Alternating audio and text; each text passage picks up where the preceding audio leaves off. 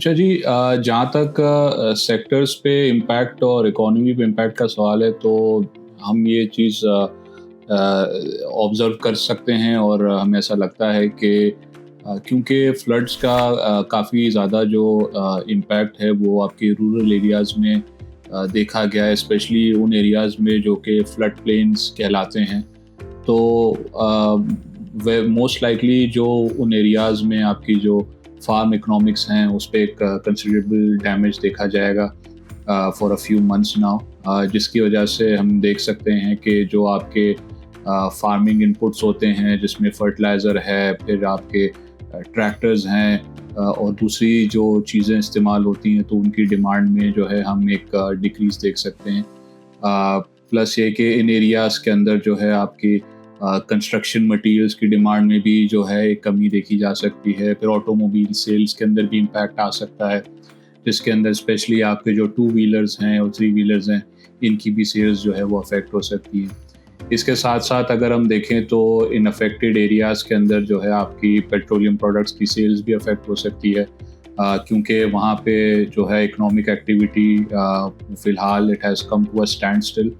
और कम्यूट करना लोगों के लिए वहाँ मुश्किल है। तो ये इम्पैक्ट एक broadly on a sector basis जो है वो हमें नज़र आता है। फर्दर ये कि अगर हम ऑन अ मैक्रो लेवल देखें तो taking cue from 2022 as well, हम ये एक्सपेक्ट कर सकते हैं कि हमारी जो बैलेंस ऑफ पेमेंट्स है उस पे इसका एक सब्सटेंशियल इंक्रीज मतलब इम्पैक्ट हम देख सकते हैं, specially in terms of higher food imports, क्योंकि जैसे मैंने कहा क्रॉप्स क्योंकि हमारी अफेक्ट हुई हैं, तो इस सिचुएशन को और जो सप्लाई साइड फैक्टर्स हैं, जो सप्लाई साइड कंस्ट्रेंट्स हैं उनको मिटिगेट करने के लिए हमें मोस्ट लाइकली काफ़ी सारे फूड आइटम्स जो हैं वो मुस्तकबिल में इंपोर्ट करने पड़ सकते हैं। और इसी के साथ साथ अगर राइस की क्रॉप काफ़ी डैमेज हुई है तो इसका जो एक रेपरकशन ये हम देखने में आएगा कि जो हमारी राइस की एक्सपोर्ट्स हैं वो भी इससे अफेक्ट हो सकती हैं। इसी तरह से अगर कॉटन की क्रॉप डैमेज हुई है तो उसका इम्पैक्ट जो है वो हमें टेक्सटाइल सेक्टर के साइड पे भी दिख सकता है। वहाँ पे हमारी कॉटन की इंपोर्ट्स ऑलरेडी जो कि काफ़ी हाई हैं वो और ज़्यादा बढ़ सकती हैं। तो इस तरह की चीज़ें हैं जो कि हमारी बैलेंस ऑफ पेमेंट्स को जो है अफेक्ट कर सकती हैं as a result of the floods right away. दूसरा जीडीपी की भी अगर मैं बात करता चलूँ तो जैसे मुझे लगता है कि इसका इम्पैक्ट क्योंकि एग्रीकल्चर सेक्टर पे काफ़ी सब्सटेंशियल है, तो मोस्ट लाइकली ये कहना काफ़ी दुरुस्त होगा कि इस साल का जो एग्रीकल्चर सेक्टर की ग्रोथ का टारगेट था तो वो हम मिस कर जाएं, और उसका इम्पैक्ट हमारे ओवरऑल जीडीपी ग्रोथ पे भी देखा जाएगा, क्योंकि एग्रीकल्चर सेक्टर पाकिस्तान में तकरीबन 23 to 25% जो है उसका जीडीपी में ओवरऑल कंट्रीब्यूशन है, और हमारी वर्कफोर्स का भी एक काफ़ी सब्सटेंशियल पोर्शन जो है वो एग्रीकल्चर सेक्टर में एम्प्लॉयड है।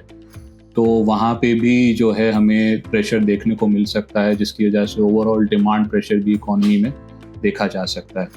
तो based on preliminary assessments that have come out, तो ये अब तक की हमारी असेसमेंट है, and let's see how it plays going forward. Further ये कि कमर्शियल बैंक्स की अगर जिक्र किया जाए तो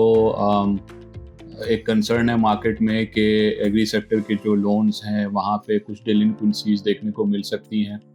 तो इसमें ऐड करता जाऊँ कि फ़िलहाल अगर देखा जाए तो एग्रीकल्चर सेक्टर का जो इन्फेक्शन रेशियो है ओवरऑल बैंकिंग इंडस्ट्री में वो तकरीबन 5% का है,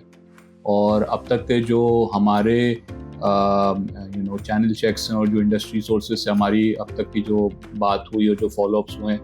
इसमें हमें ये पता चला है कि फ़िलहाल ऐसे कोई रिस्क एग्जिस्ट नहीं करते, और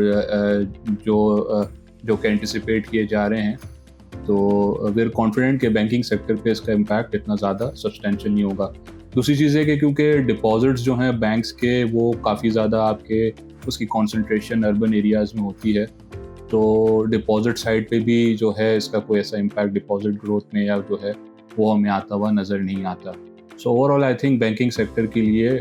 फ्लड की जो सिचुएशन है वो मोर और लेस न्यूट्रल रहेगी।